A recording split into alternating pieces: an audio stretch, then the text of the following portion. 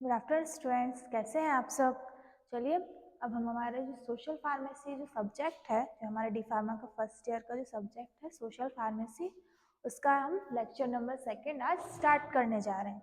इससे पहले जो हमने लेक्चर नंबर 1 था उसमें हमने अपने सब्जेक्ट की इंट्रोडक्शंस और उसके डिसिप्लिन, उसके प्रिंसिपल्स के बारे में पढ़ा था कि हमारा जो सोशल फार्मेसी जो सब्जेक्ट है वो क्या है, क्या उसका वर्क है हमारी लाइफ में, कैसे वो क्या कम्युनिटी जो वो पूरी है वो कैसे काम करती है। आज के लेक्चर में हम पढ़ेंगे role of pharmacist in social pharmacy या in improving public health. Means हमारी जो पब्लिक हेल्थ है उसको इम्प्रूव करने में हमारे फार्मासिस्ट यानी हमारा जो हम जाके फार्मासिस्ट जो बनने वाले हैं उनका हमारा इस पूरे जो सोशली इसमें पब्लिक हेल्थ में रोल क्या होता है। उससे पहले हम अपने scope of social pharmacy in improving public health इसके बारे में हमने जो हमारा प्रीवियस जो लेक्चर नंबर 1 था उसमें सिर्फ हमने इनके पॉइंट्स को समझा था कि क्या होते हैं। आज हम इनकी थोड़ी सी डिटेल बात करेंगे, फिर हम हमारे main topic role of pharmacist in social pharmacy के बारे में पढ़ेंगे। ठीक है, तो फर्स्ट हमारा पॉइंट क्या था, हेल्थ एजुकेशन। तो हमारी सोशल फार्मेसी का जो स्कोप है वो क्या है, फर्स्टली हमारी हेल्थ एजुकेशन में है। मीन्स जो हेल्थ एजुकेशन मीन्स हेल्थ तो हमारे स्वास्थ्य, और एजुकेशन मीन्स उसके बारे में समझाना, उसकी स्टडी या उसकी पढ़ाई। तो ये a pharmacist knowledge of social pharmacy can work in the field of health education and share a valuable knowledge. Means जो हमारा फार्मासिस्ट है अगर उसको हेल्थ एजुकेशन की प्रॉपर नॉलेज है, उसको हर चीज़ पता है कि हेल्थ एजुकेशन में क्या कैसे बताना है कैसे, तो वो क्या है हमारी सोशल फार्मेसी की जो फील्ड है हेल्थ एजुकेशन उसमें क्या वर्क कर सकता है और अपनी वैल्यूएबल नॉलेज मीन्स महत्वपूर्ण जानकारी हमको प्रोवाइड कर सकता है। जैसे कि दवाइयों के बारे में, इसके क्या साइड इफेक्ट्स होते हैं, उसको कैसे लेना है, किस रूट से लेना है, कैसे कब कितने टाइम में कौन सी दवाई लेनी है, और उसके अगर कोई साइड इफेक्ट्स हैं तो वो भी बता सकता है ना। और उस जैसे हमारे नई जो गवर्नमेंट के थ्रू जो पॉलिसीज बनती हैं उनके बारे में भी जानकारी दे सकता है। कैंप्स लगा के वो हमारे हमको फ्री में जैसे नॉलेज दे सकता है। जैसे कोई पुअर है जिनको जो हॉस्पिटल नहीं जा सकते तो क्या कैंप्स लगते हैं, तो उनमें भी क्या फार्मासिस्ट आते हैं, तो वो अपनी वैल्यूएबल अपनी महत्वपूर्ण जानकारियाँ हमको प्रोवाइड करते हैं, हमें बताते हैं कि हमको अपनी हेल्थ का ध्यान कैसे रखना चाहिए, कैसे हाइजेनिक रखना चाहिए, कैसे दवाइयों का यूज़ करना चाहिए, है ना। सेकंड पॉइंट क्या है, कम्युनिटी हेल्थ पॉलिसीज मीन्स तो गवर्नमेंट के थ्रू कुछ ना कुछ हेल्थ पॉलिसीज बनाई जाती हैं जो हमारे स्वास्थ्य के लिए ज़रूरी है, इम्पोर्टेंट है। तो उसमें भी क्या होता है, हमारी social pharmacy important role play करती है। मीन्स कि सोशल फार्मेसी के पास क्या होता है, हर जो पब्लिकली जो डाटा होता है किसी कौन से पूरी पब्लिक का हेल्थ का डाटा, मीन्स कैसी उसकी हेल्थ है, क्या डिसीजेज हैं, डिसीजेज में इंक्रीज हुआ है या डिक्रीज हुआ है, उनके पास पूरा डाटा होता है कि किस साल में कितनी डेथ्स हुई हैं या कितना रिकवरी रेट है, कैसा क्या है। तो वो क्या करती है, एक इम्पॉर्टेंट रोल प्ले करती है हमारी कम्युनिटी हेल्थ पॉलिसी, जो गवर्नमेंट के द्वारा हमारी हेल्थ पॉलिसीज बनाई जाती है उनमें एक इम्पॉर्टेंट रोल प्ले करती है, अपना योगदान देके, अपनी नॉलेज, अपना डाटा उसको प्रोवाइड करके। फिर हमारा adverse effect and safety. Adverse effect means कोई भी हमने दवाई ली तो उसका कुछ ना कुछ साइड इफेक्ट होना, या गलत कोई चीज़ गलत हमको कोई इफेक्ट हो रहा है, या कोई हमको उल्टी आ रही है, सर दर्द हो रहा है या चक्कर आ रहे हैं, इस टाइप के इफेक्ट्स क्या कहलाते हैं, एडवर्स इफेक्ट कहलाते हैं। तो adverse effect and safety means आपको कोई medicine the, in the sense कि आपने हाई डोज में वो मेडिसिन ले ली, तो क्या हुआ, आपको एडवर्स इफेक्ट हो गए, मीन्स आपको उल्टी जैसा लगने लगा, आपको वॉमिट हो गई, या फिर आपको चक्कर आने लगे। तो क्या करते हैं कि उसके साथ उसको क्या, फार्मासिस्ट को उसकी नॉलेज होती है। तो जैसे आप कोई दवा हाई डोज में ले रहे हैं या कुछ ऐसा, आपको जैसे आपने ले लिया, आप प्रॉपर तरीके से उसको दिया नहीं, या आपने ज़्यादा डोज में ले लिया, कम डोज में ले लिया, तो उससे आपको कोई ना कोई एडवर्स इफेक्ट या साइड इफेक्ट हो गया। तो जो सोशल फार्मेसी का काम होता है वो क्या करती है, इन एडवर्स इफेक्ट को आइडेंटिफाई करते हैं। क्योंकि जो कोई भी ड्रग या मेडिसिन बनती है तो उससे पहले, उस ड्रग के बनने से पहले उसमें बहुत सारे टेस्ट अप्रूव किए जाते हैं, टेस्ट अप्लाई किए जाते हैं। उन टेस्ट को अप्रूव, जब वो उन टेस्ट को क्वालिफाई कर लेगी तभी क्या होती है, वो अप्रूव्ड की जाती है मार्केट में आने के लिए। तो उससे अगर कोई साइड इफेक्ट हो रहा होगा तो टेस्ट के थ्रू हमको क्या होता है, पता होता है, ऑलरेडी हम लोगों को उस एडवर्स इफेक्ट का पता चल जाता है। तो हम क्या करते हैं कि हम उनको नॉलेज दे सकते हैं कि हाँ आपको इस दवाई से या इसको ज़्यादा लेने से आपको ये एडवर्स इफेक्ट हो सकता है, तो आपको इसकी टेंशन लेने की ज़रूरत नहीं है, चिंता करने की ज़रूरत नहीं है, ये टाइम के साथ अपने आप ठीक हो जाएगा। और अगर नहीं भी हो रहा है तो क्या होता है, उनको उससे बचने के तरीके या सेफ्टी मेजर्स या सेफ्टी पर्पस भी हम आप उनको बताते हैं कि हाँ आप ये सेफ्टी कीजिए या ऐसे कीजिए। जैसे कोई भी ड्रग है या कोई भी इंजेक्शन है, वो आपने क्या कम डोज में देना था, ज़्यादा डोज में दे दिया तो आपको वॉमिटिंग शुरू हो गई। तो हम क्या करते हैं कि उस डोज को मतलब करते हैं कि वो डोज ज़्यादा ना हो सके और आपको सेफली आपको वो डोज दिया जाए, आपको उससे कोई ज़्यादा साइड इफेक्ट या एडवर्स इफेक्ट।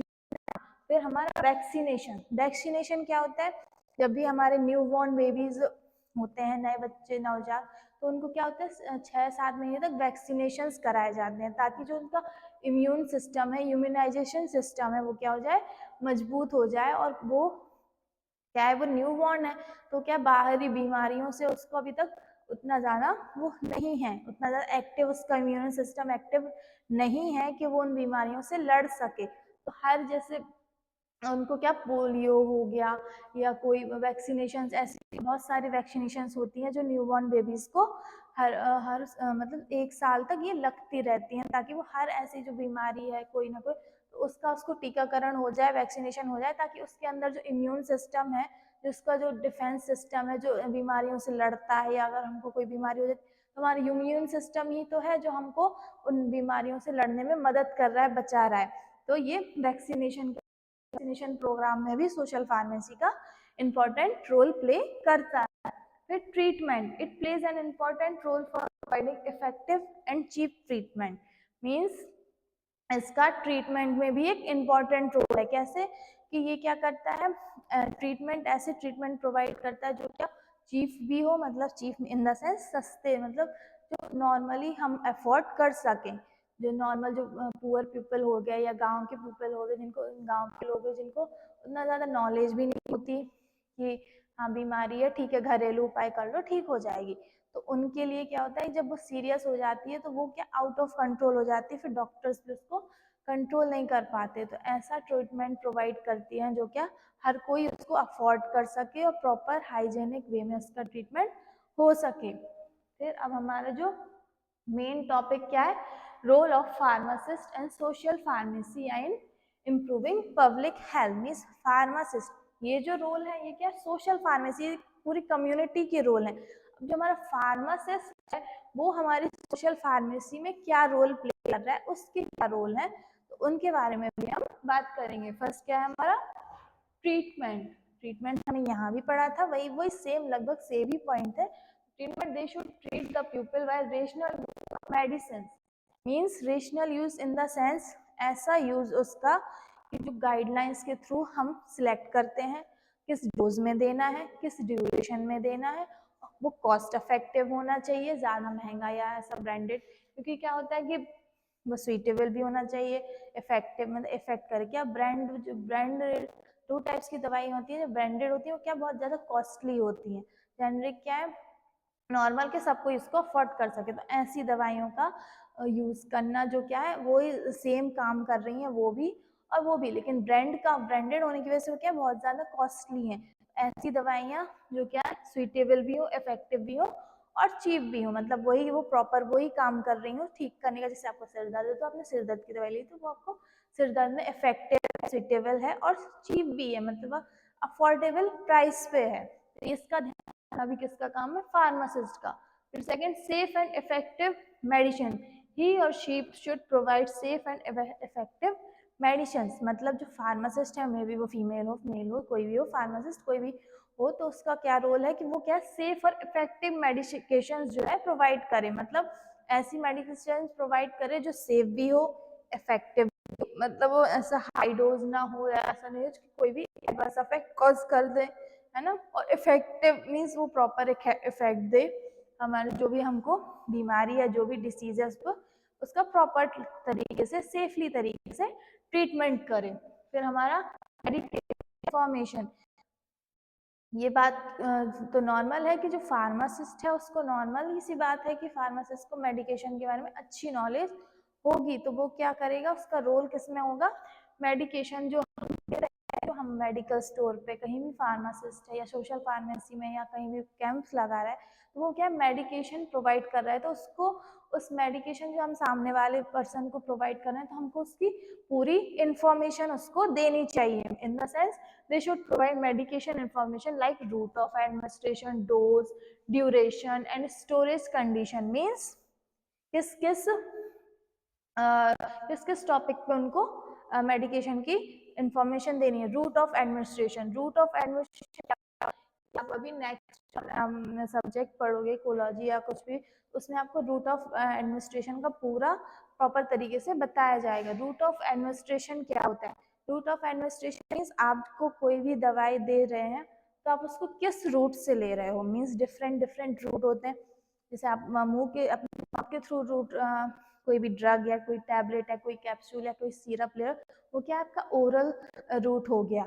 आप ब्लो द टंग जीभ के नीचे दवाई रख के रख रहे हो तो वो सबलिंगुअल, इंजेक्शन के थ्रू इंटरवीनस, ऐसे हर इंट्रामस्कुलर मसल्स में इंजेक्शन लगवा रहे हो, ठीक है, डिफरेंट रूट्स हैं। इस बारे में भी नॉलेज प्रोवाइड करना कि आपको कौन सी दवाई या कौन सा इंजेक्शन किस तरीके से लेना है, इसके बारे में इंफॉर्मेशन देना। डोज, किस डोज में लेनी है, मीन्स 1 mg लेनी है, इससे ज़्यादा लेनी है या कम लेनी है, किस डोज किस डोज में आपको दवाई लेनी है, उसकी इंफॉर्मेशन देना।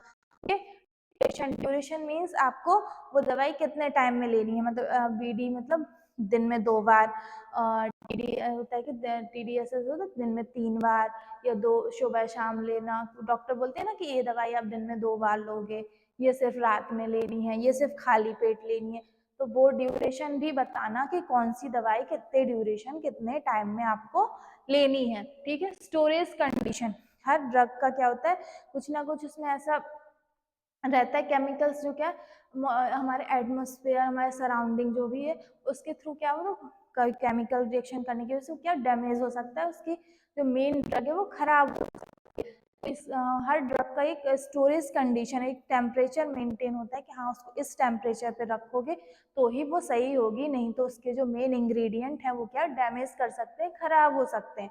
तो स्टोरेज कंडीशन मीन्स आपको ये ड्रग लिखा रहता है ना उसके प्रिस्क्रिप्शन पे कि ये ड्रग आप रूम टेम्परेचर पे रख सकते हो, और इन ड्रग्स को आपको सिर्फ कूल कंडीशन में ही रखना है, मीन्स रेफ्रिजरेट करके रखना है, ठंडे जगह पे रखना है, उनका टेम्परेचर इतना मेंटेन है कि अगर उस टेम्परेचर से अपने ऊपर नीचे किया तो वो खराब हो सकती है। तो स्टोरेज कंडीशंस को मेंटेन करना।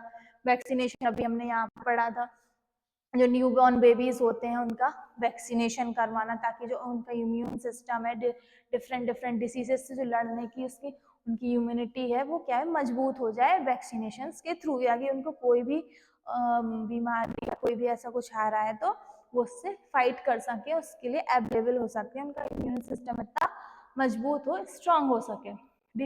Prevention.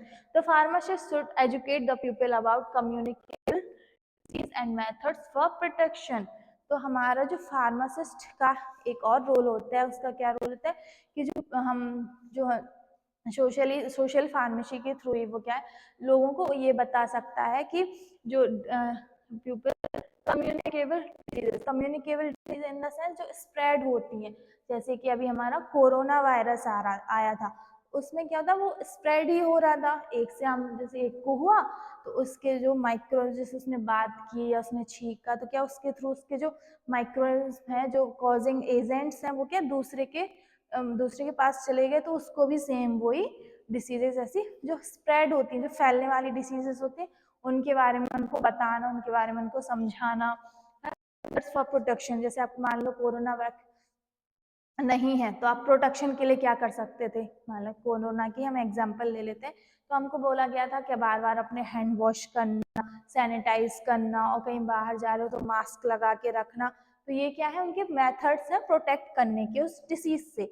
मीन्स अगर आपको वो डिसीज हो गई है तो भी आपको कैसे मेडिकेशन लेना है, कैसे मेडिकेशन करना है, कैसे अपना ध्यान रखना है। और अगर आपको डिसीज नहीं हुई है तो उससे आपको बचना कैसे है, उसके मेथड्स क्या है से प्रोटेक्ट करने के खुद को। तो क्या, मास्क लगाना, सैनिटाइजेशन करना, हैंड वॉश करते रहना, और ऐसी गरम गरम चीज़ें खाना ताकि आपको सर्दी जुकाम ना हो पाए, क्योंकि वो क्या है, तो कोरोना का एक लक्षण था। तो ऐसी जो स्प्रेडेबल डिसीजेस होती हैं उनसे आपको बचाना और बचने के तरीके के बारे में बताना भी फार्मासिस्ट का एक इम्पॉर्टेंट रोल होता है। Emergency preparation, the pharmacist should have essential medicine energy emergency condition means, इसमें क्या होता है, जो हमारा फार्मासिस्ट है जो कहीं भी मेडिकल पे है या सोशल फार्मेसी में वर्क कर रहा है या कहीं भी कैंप लगा, उसके पास क्या होना चाहिए, एक इमरजेंसी किट होनी चाहिए एसेंशियल्स मेडिसिन की जो इम्पोर्टेंट होती है। इसका एग्जांपल ऐसे समझते हैं कि मान लो किसी को बीपी एकदम से रेज हो गया, मतलब बहुत ज़्यादा उनका बढ़ गया, अब उनको दवाई दे रहे हो, तो कोई भी दवाई आपके जब रूट ऑफ एडमिनिस्ट्रेशन में जाएगी, मीन्स आप मुंह के थ्रू आपने दवाई ली, जब आपके वो स्टमक में पहुंची, जब उसने वो डिस्ट्रीब्यूट हुई, तब जाकर 1-2 घंटे में उसने असर किया। लेकिन इतना हमारे पास तो टाइम है नहीं, क्योंकि उसका बीपी बहुत ज़्यादा बढ़ गया है। तो इन कंडीशंस में क्या होते हैं, ऐसी दवाइयाँ, ऐसा कुछ दिया जाता है, ऐसी इमरजेंसी मेडिसिन दी जाती, जैसे कि कोई दवाई दी आपने तो आपको बोला जाता है इसको नीचे रख लो ताकि जल्दी से घुल जाए, जल्दी से असर करे और आपकी जान बच जाए। ऐसी in the case of heart attack में भी ये कहते हैं कि जैसे हार्ट अटैक आया, आप हॉस्पिटल में या हॉस्पिटल से बहुत दूर हो सकते हो, उस चीज़ को मैनेज करने के लिए भी हमको ऐसी दवाइयाँ, ऐसा कुछ दिया जाता है, ऐसा ट्रीटमेंट दिया जाता है कि अब 10 से 15 मिनट थोड़ा रिकवर कर जाओ ताकि हम हॉस्पिटल में आपका प्रॉपर ट्रीटमेंट हो पाए। तो ये क्या है, इमरजेंसी मेडिसिन भी फार्मासिस्ट को नॉलेज होनी चाहिए और रखना चाहिए अपने पास।